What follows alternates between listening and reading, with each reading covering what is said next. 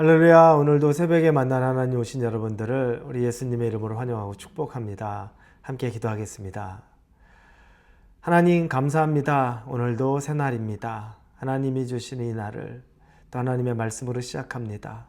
말씀에 능력이 있다는 것을 믿습니다. 말씀 따라 살면 우리가 그 안에서 힘을 얻는다는 것도 믿습니다. 그리고 우리의 고집이나 우리의 하나님 기뻐하지 않는 그 죄의 모습들도 말씀의 빛을 비추면 선명하게 우리가 가져야 될, 우리가 따라가야 할 길이 아님을 알게 됩니다. 하나님께서 주시는 말씀이라면 순종하는 마음까지 허락하여 주셔서 우리의 삶을 변화시키고자 하는 그 욕망들, 그 열심이 우리 안에 있게 하여 주옵소서. 예수님의 이름으로 기도합니다. 아멘. 하나님이 우리에게 주시는 말씀은 사무엘하 19장입니다. 9절부터 15절까지의 말씀 같이 나누겠습니다. 사무엘하 19장 9절에서 15절입니다.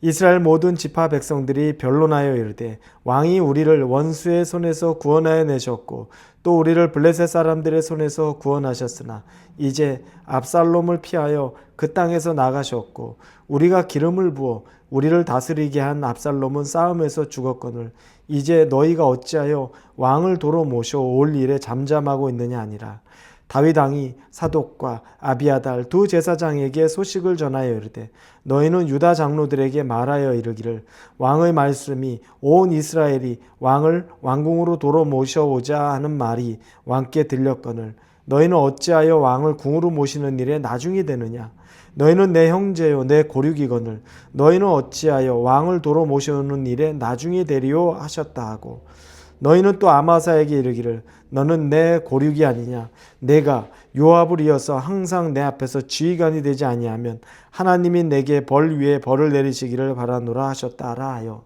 모든 유다 사람들의 마음을 하나같이 기울게 하며 그들이 왕께 전가를 보내어 이르되 당신께서는 모든 부하들과 더불어 돌아오소서 한지라 왕이 돌아와 요단에 이르매 유다 족속이 왕을 맞아 요단을 건너가게 하려고 길갈로 오니라. 아멘. 압살롬이 죽음으로 이제 압살롬의 모든 반역은 끝이 납니다. 리더가, 주동자가 죽었기 때문에 더 이상 그들은 동력이 없습니다. 그런데 문제는 이제 압살롬은 죽고 다윗은 살아서 이제 새로운 왕, 다시 그 왕의 복귀를 해야 되는데 대다수의 이스라엘 지파들은 다 압살롬의 편에 섰던 겁니다. 다윗을 따라서 떠났던 사람들은 아주 소수였습니다. 모든 지파들이 다 압살롬을 지지하고 또 압살롬을 왕으로 섬기고 삼았던 거죠. 그런데 이제 막상 다윗이 압살롬의 반역을 이제 진압하고 왕으로 돌아와야 되는데 깊은 딜레마에 빠진 겁니다.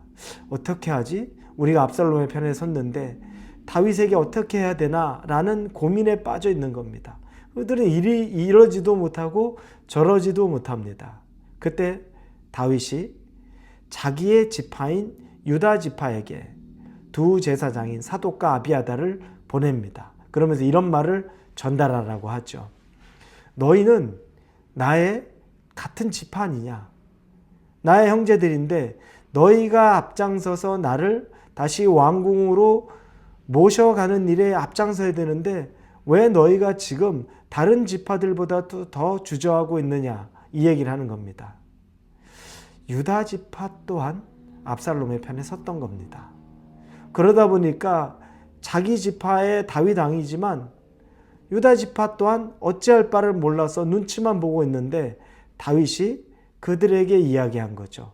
너희가 앞장서야지 다른 지파가 앞장서서 되겠느냐? 오히려 그들보다도 너희가 뒤에 처져 있어서 되겠느냐? 라고 이야기를 합니다. 그리고 또 한 가지를 전달시킵니다. 그 내용은 이제 군대의 군사령관으로 아마사를 임명하겠다. 그가 군대 사령관이 될 것이다. 요압을 대신할 것이다. 라고 얘기합니다. 아마사는 압살롬의 군대 사령관이었습니다. 군대 장관이었던 겁니다. 그런데 왜 다윗은 지금까지 수고한 요압 대신에 아마사를 군사령관으로 세우려고 했던 걸까요? 첫 번째 이유는 다윗은 갈라진 그 민심을 하나로 다시 수습하기를 원했던 겁니다. 아마사는 압살롬의 군대 장관이면 누구보다 제일 표적, 가장 먼저 다윗의 죽임을 당해야 될 사람인데 그를 다시 중용하겠다는 겁니다. 흩어진 민심을 다시 하나로 묶겠다는 다윗의 의지가 표명이 된 겁니다. 민심이 갈라져 있고 또 민심을 가르는 것은 그건 지도자에게 필요한 부분은 아닙니다. 제가 예전에 있던 교회에서 분쟁이 많이 있었는데 그 교회 담임 목사가 그 당시에 성도들을 이용을 많이 했었습니다.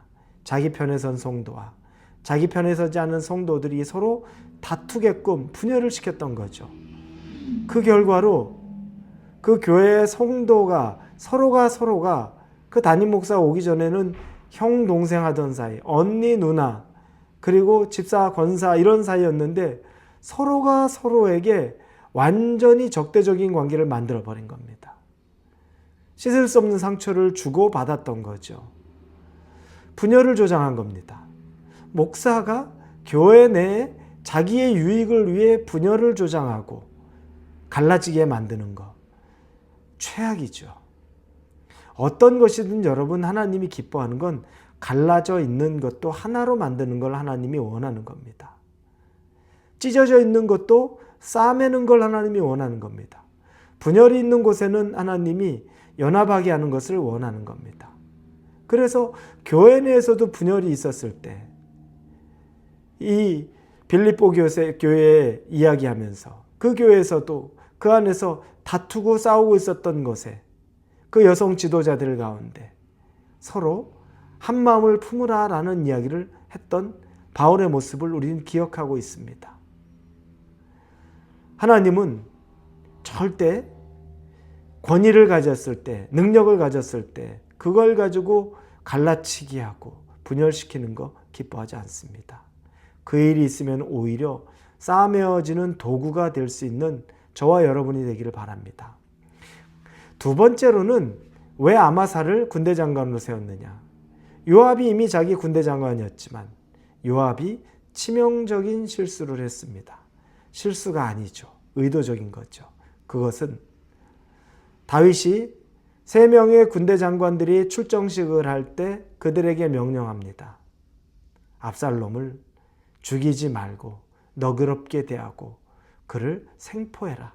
죽이지는 마라. 그런데 요압은 그걸 분명히 들었음에도 오히려 요압의 수하에 있는 군사가 그가 살아있다는 얘기를 하고 일부러 안 죽였다는 얘기를 듣고 바보같이 대하면서 자기가 직접 가서 창 3개로 가슴을 찔러 죽이고 땅에 그냥 숲속에 묻어버리고 옵니다. 다윗이 명령한 것을 거부한 거죠.